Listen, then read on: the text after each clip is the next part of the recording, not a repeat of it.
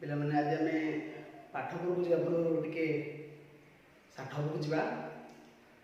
ଆମେ ସମସ୍ତେ ଉଣାଧିକେ ମହାଭାରତ ଉପରେ ଜାଣିଛେ। ସେଇ ମହାଭାରତ ଉପରେ ଆମେ ଅଳ୍ପ ବହୁତ ଆଲୋଚନା କରିବା। ତ ଆମେ ସମସ୍ତେ ଜାଣିଛେ କି ଧୃତରାଷ୍ଟ୍ର ଆଉ ପଣ୍ଡୁ କୁରୁବଂଶର ରାଜା ଧୃତରାଷ୍ଟ୍ର ଓ ପଣ୍ଡୁ।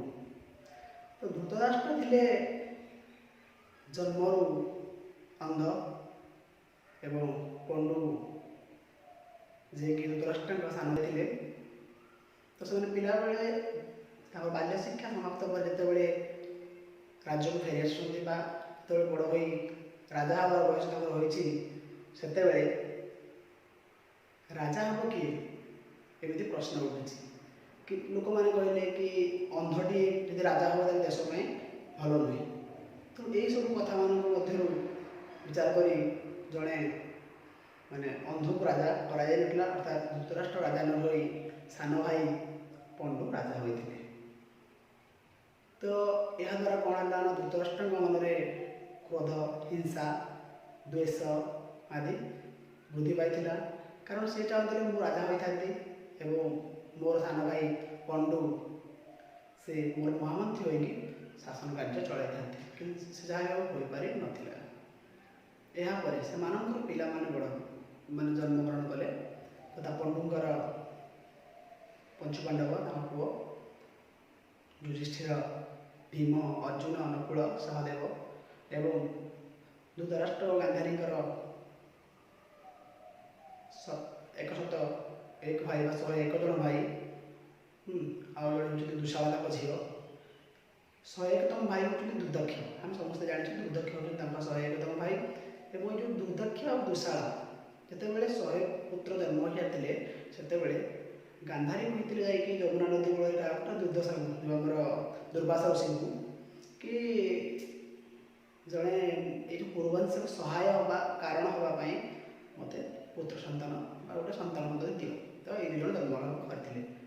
ସେ ସାଧୁ ଏଇସବୁ କଥା ଆମେ ଜାଣିଛେ। ତ ଯେତେବେଳେ ଏମାନେ ଗୁରୁକୁଳ ଶିକ୍ଷା ସମାପ୍ତ କଲେ, ସେତେବେଳେ ପୁଣି ପ୍ରଶ୍ନ ଉଠିଲା ରାଜା ହେବ କିଏ? କାରଣ ସେତେବେଳେ ବଡ଼ ହୋଇ ମଧ୍ୟ ଆମ ଧୃତରାଷ୍ଟ୍ର ରାଜା ହୋଇପାରିନଥିଲେ। ତ ଏବେ ତାଙ୍କରି ପୁଅ ଦୁର୍ଯ୍ୟୋଧନ ରାଜା ହେବା କଥା। କିନ୍ତୁ ଏପଟେ ଯେତେବେଳେ ଦେଖାଗଲା, ସମସ୍ତେ ବିଚାର କଲେ କି ରାଜା ହେବା ପାଇଁ ସମସ୍ତ ଯୋଗ୍ୟତା ଅଛି ଯୁଧିଷ୍ଠିରଙ୍କ ପାଖରେ, ତେଣୁ ଯୁଧିଷ୍ଠିର ରାଜା ହେବା ଉଚିତ। ତ ଏଇ ନ୍ୟାୟରେ ଯୁଧିଷ୍ଠିରକୁ ରାଜା କରିବା ପାଇଁ ସ୍ଥିର କରାଗଲା। ଏହା ଦୁର୍ଯ୍ୟୋଧନଙ୍କ ମଧ୍ୟରେ ପୁନର୍ବାର ହିଂସା, ଦ୍ୱେଷ ଆଦି ଗୁଣାବଳୀ ବିକାଶ କଲା। ଏହାପରେ ଆଉ କିଛି କାରଣ ଥିଲା, ଯାହାକି ସେମାନେ ଗୁରୁକୁଳ ଶିକ୍ଷାଅଧ୍ୟୟନ କରୁଥିବା ବେଳେ ତାଙ୍କର ଯେଉଁ ଝିମିଟି ଖେଳ ହୁଏ, ସେ ଝିମିଟି ଖେଳରେ କୌରବମାନେ କ'ଣ ହେଉଥିଲେ ନା ବାରମ୍ବାର ହାରୁଥିଲେ। ଭୀମ ସମସ୍ତଙ୍କୁ ମାରିକି ପଦା କରିଦେଉଥିଲେ। ତ ଏବେ ଏପଟେ ରାଜା ହେଲେନି, ସେପଟେ ସେଇ ଯେଉଁ କ୍ରୋଧ, ତ ସବୁ ମିଶେଇକି ମହାଭାରତ ଯୁଦ୍ଧ ସୃଷ୍ଟିର କାରଣ ପାଲଟିଥିଲା। ଆଉ ସେଥିରେ ଶକୁନି ମଝିରେ ମଝିରେ କ'ଣ ନିଆଁରେ ଘିଅ ଢାଳୁଥିଲେ। ତେଣୁ ଏଇଭଳି ଭାବରେ କ'ଣ ହେଇଛି ନା ମହାଭାରତ ଯୁଦ୍ଧ ବିଭିନ୍ନ କାରଣରୁ ହୋଇଛି, ଆମେ ସମସ୍ତେ ଜାଣିଛେ।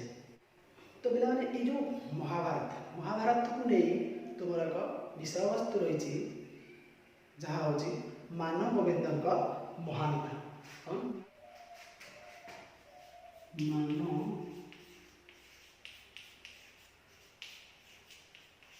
ମାନଗୋବିନ୍ଦଙ୍କ ମହାନତା। ମାନଗୋବିନ୍ଦଙ୍କ ମହାନତା।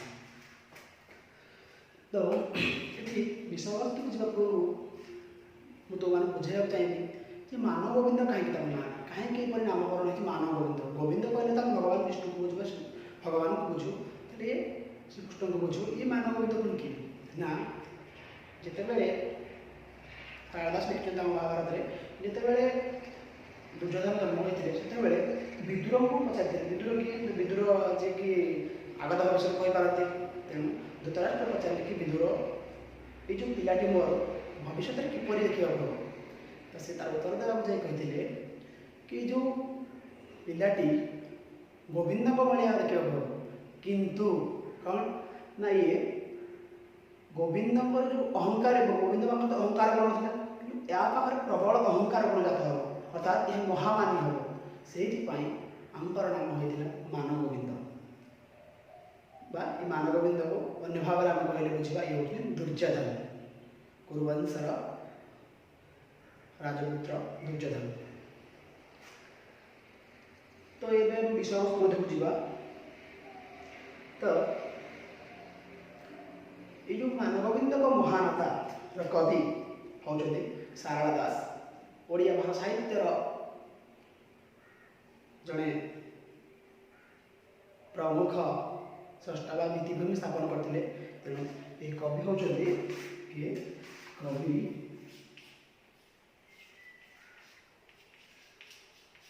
सारला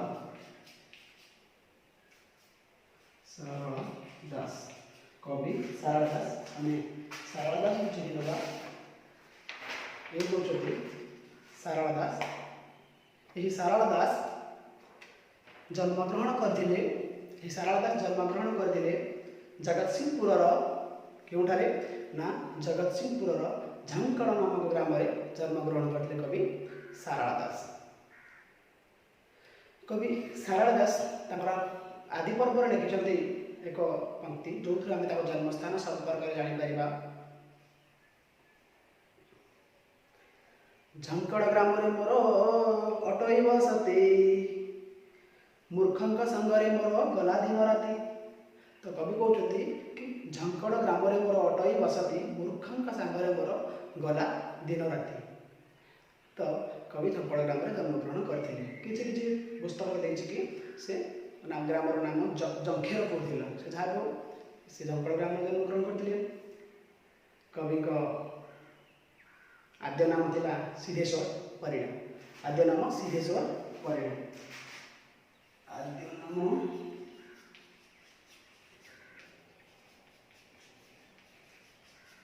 सिद्धेश्वर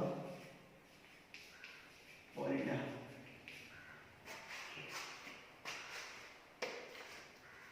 पुनश्च कवि निजको एते ज्ञानी पंडित होते निजक से मूर्ख अपंडित बोली कहते पंक्ति को ये आलोचना करे। जन्मर मूर्ख मुइगो नाही शास्त्र ज्ञान तुजा कहूता मु करई लिखन मोठारे सुदया देवे गो हेब महादेई सारला दास मुतुरे शरण दई शरण मागई। तो ये भाव में कवि निजर परिचय देते। तो कवि सारला दास सारला दास बर प्राप्ति हो यह सब ग्रंथ रचना कर। तो जिते सिद्धेश्वर परिड़ा थे कि परवर्ती समय जो से कहते कि सारला दास बर लाभ कले सारला दास कृपा प्राप्ति हेले से ना हो जाता सिद्धेश्वर परिड़ारू सारला दास।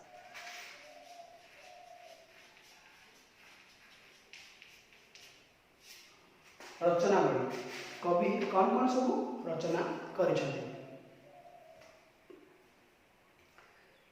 नवम क्लास में कही शुभटी आज भी कौन कवि लिखिले प्रथम श्री रामायण द्वितीय भारत तृतीय लिखन कली श्री भागवत।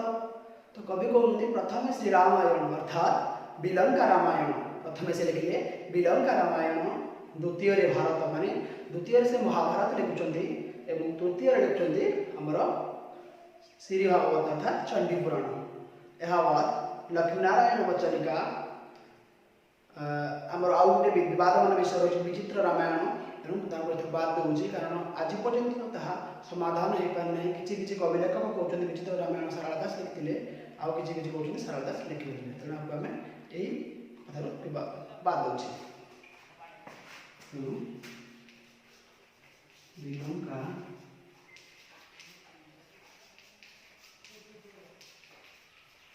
रामायण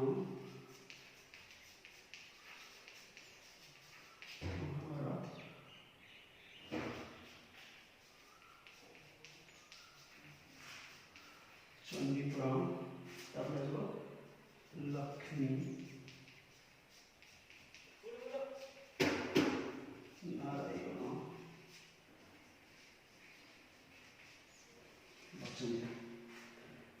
आम कवि रचनावली संपर्क जानिले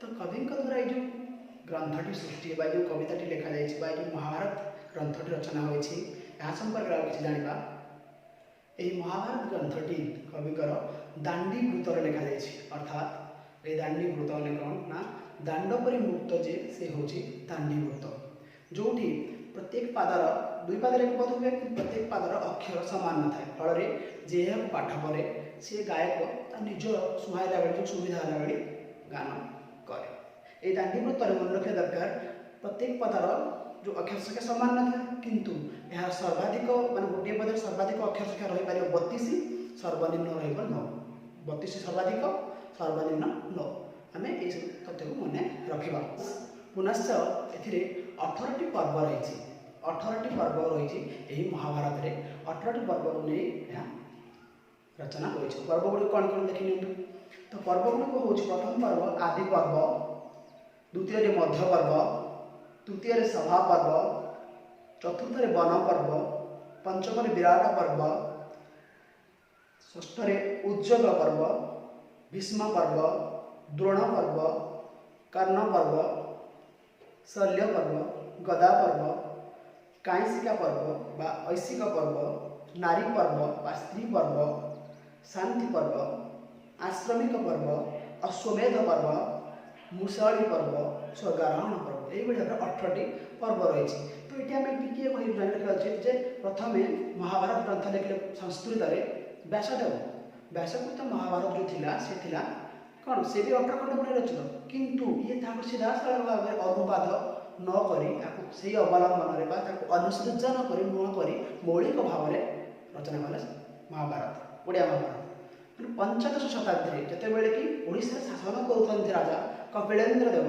से ही समय एपरी एक ग्रंथ सृष्टि कले जहाँकि ओडिया भाषार विकास में पूर्ण भाव में सहायक होता ओडिया भाषा जिते मुंड टेक चेष्टा करूला आंकरी द्वारा संपूर्ण विकास लाभ करता कौन नामर ओडिया भाषा सारला महाभारत आमर चंडी पुराण हो विलंका रामायण हो लक्ष्मीनारायण बचनिका है तो ये मन रखा पड़ो जो 18टी पर्व थिला केवल पर्व 2टी पर्व चेंज करते परिवर्तन करते कवि सारला दास यथा से मध्य पर्व गदा पर्व कांसिका पर्व और ऐशिक पर्व जोड़ी आउ से हटई माने मूल ग्रंथ हटई शक्तिक पर्व अनुशासनिक पर्व महाप्रस्थानिक पर्व ये पर्व गुड़ से हटई देते बाद देते आम आलोच्य कविता कौन थी आलोच्य कविता जो आम मानगोविंद महानता से कवि जड़े आम जानी दुर्योधन गोटे क्रोधी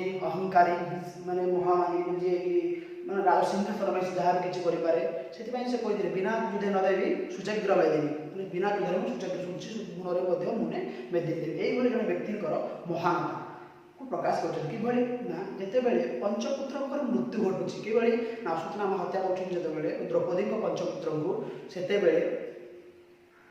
परिवर्तन हो जाए एक कठोर हृदय कठोर मनीष एक कोमल हृदय एक पितार हृदय व्याकुल हो उठी निज वंश रक्षा निमंते एवं अश्वत्थामा भली पापी को तिरस्कार करने पछे ना जे कि बाल्य सखा थे से तिरस्कार कर महानता प्रतिपादित हुए तो ये जो मानगोविंद को महानता यह कौट आसी ना सारला महाभारत कांसिका पर्व आसी तो ये आम विषय वस्तु को प्रवेश करवा विषय वस्तु प्रवेश करने पूर्व आम जाणी रखा तार कवितार पृष्ठभूमि कविता किभली भाव में मैंने क्यों आरंभ हो तो महाभारत युद्ध सरीवा सरीवा हो आसूसी महाभारत सरीवार पूर्व जिते बड़े दुर्योधन देखिले जे महाभारत युद्ध निश्चित भाव में पराजय हो कौन माने ये नहीं कि बचाई पार पराजय सुनिश्चित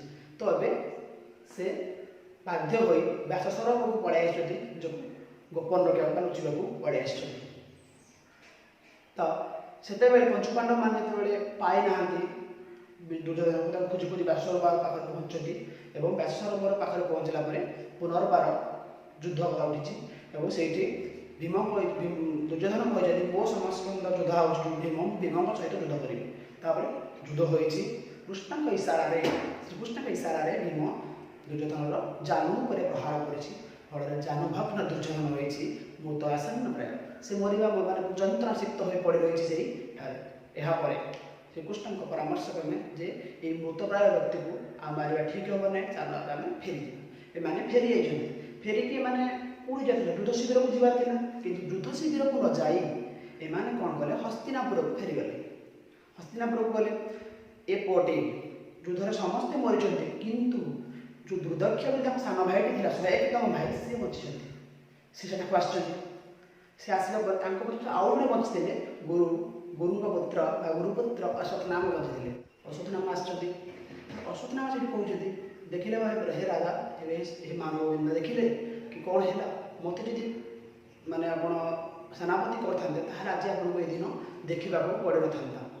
ଆଉ ମୁଁ ମାନେ ଯୁଦ୍ଧ ନିଶ୍ଚିତ ଆପଣ ବିଜୟ କରିଥାନ୍ତି। ଫଳରେ ଯେଉଁ ମୃତ ପ୍ରାୟ ପଡ଼ିକି ରହିଥିଲେ ମାନବ ଗୋବିନ୍ଦ ଆଉ ଦୁର୍ଯ୍ୟୋଧନ, ତାଙ୍କ ମନରେ ପୁନର୍ବାର କ'ଣ ନା ଆଶା ଉଜ୍ଜୀବିତ ହୋଇଛି କି ସେ ବିଜୟ ଲାଭ କରିବେ। ତାପରେ ସେ ଶ୍ରୀ କାବା ମୁକୁଟ ବାନ୍ଧିଛନ୍ତି, କାବରେ ଭରସା କରିଛନ୍ତି ଆମର ଅଶ୍ୱତ୍ଥାମାଙ୍କୁ ଏବଂ ତାଙ୍କୁ ପଞ୍ଚୁ ପାଣ୍ଡବ ମୁଣ୍ଡ ଆଣିଦେବାକୁ କହିଛନ୍ତି।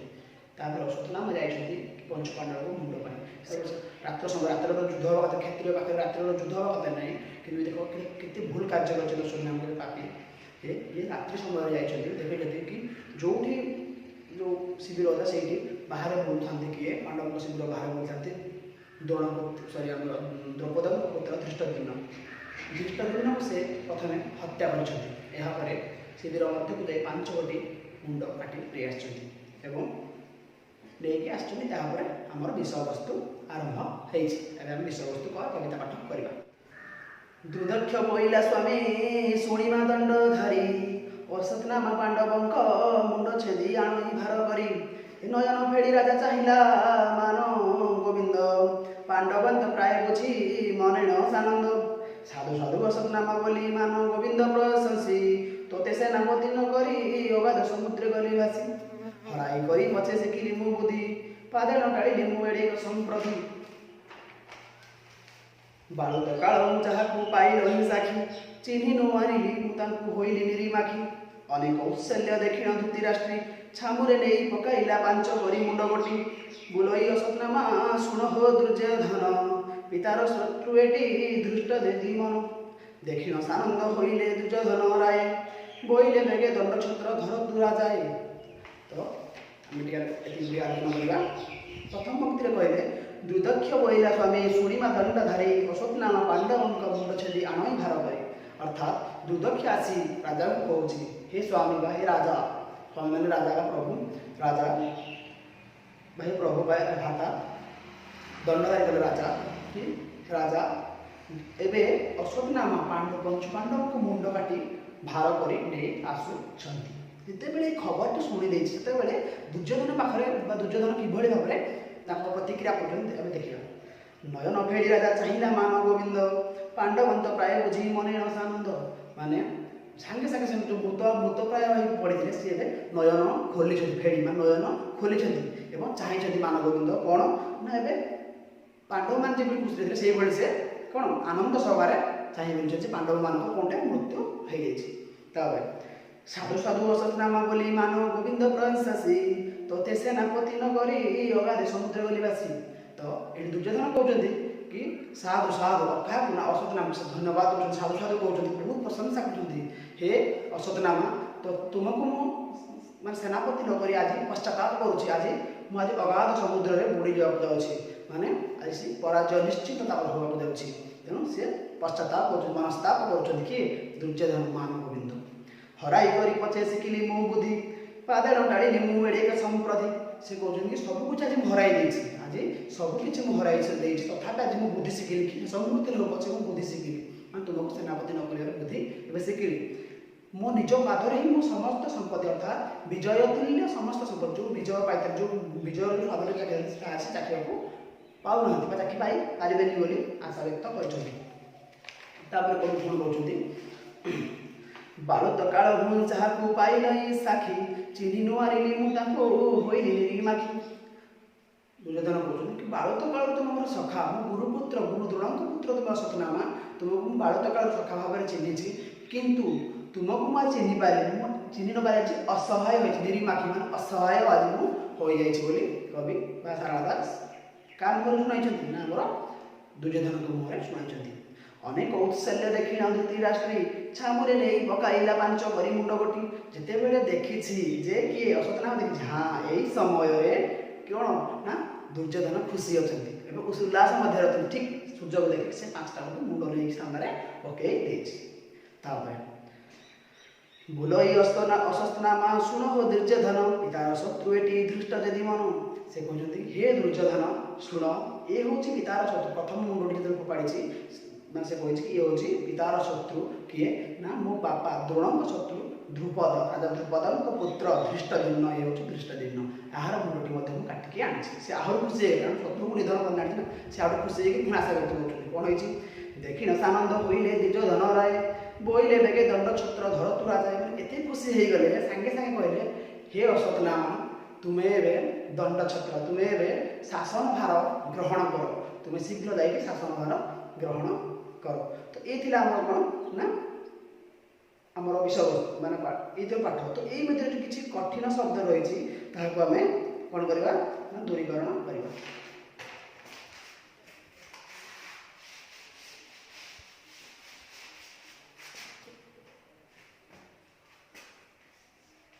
ଦଣ୍ଡଧାରୀ, ଦଣ୍ଡଧାରୀ ମାନେ କ'ଣ ନା ରାଜା। ତାପରେ ହେଉଛି ସାନନ୍ଦ, ସାନନ୍ଦ ମାନେ ଖୁସି ପ୍ରକଟ, ମାନେ ଖୁସି ହୋଇଛନ୍ତି, ଆନନ୍ଦିତ ହୋଇଛନ୍ତି। ତାପରେ ଅଗାଧ, ଅଗାଧ ମାନେ ଅଗାଧ, ଅଗାଧ। ତାପରେ ସମ୍ପ୍ରତି ମାନେ ସମ୍ପତ୍ତି, ସମ୍ପ୍ରତି ମାନେ ସମ୍ପତ୍ତି।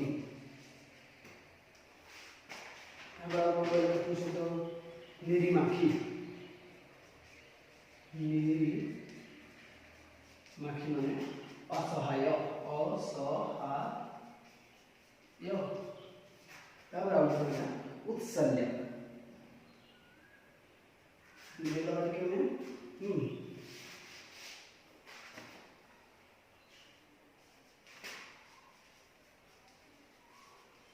ଉତ୍ସଲ୍ୟ ମାନେ